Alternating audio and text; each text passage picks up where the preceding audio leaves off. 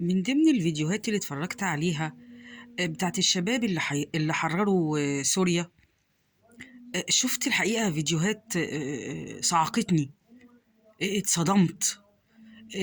ما كنتش أتوقع، ما كنتش أتخيل.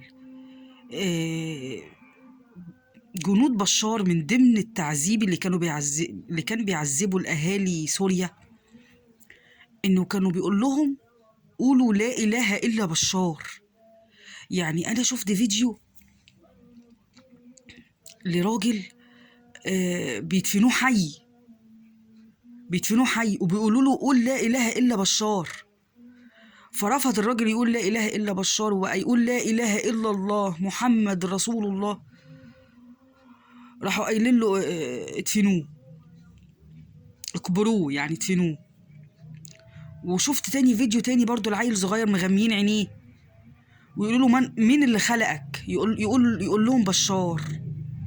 من ربك؟ بشار. ما دينك؟ بشار. من نبيك؟ بشار. يا نهار اسوح ومنيل.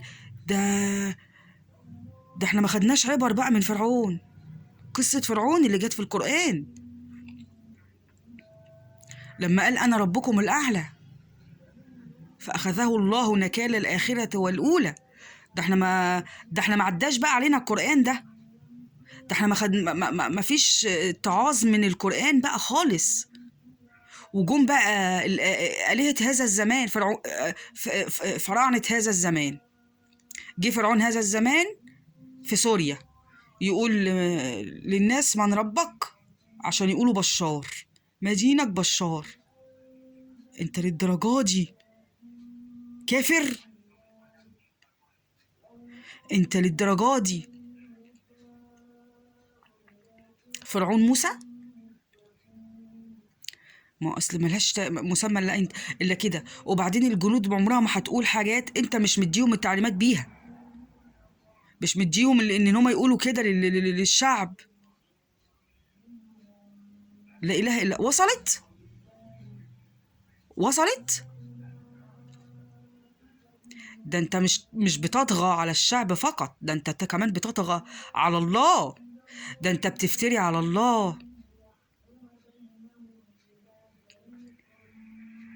وعشان كده بقول ان هروبه ده مش النهاية.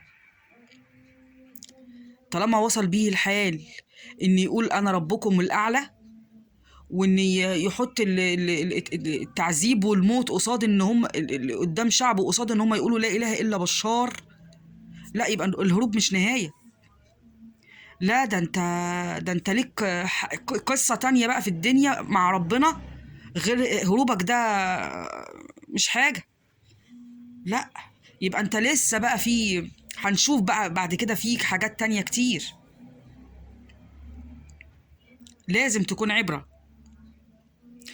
لازم ربنا يقتص منك. الهروب مش النهاية. الهروب مش النهاية. ولا حول ولا قوة إلا بالله العلي العظيم.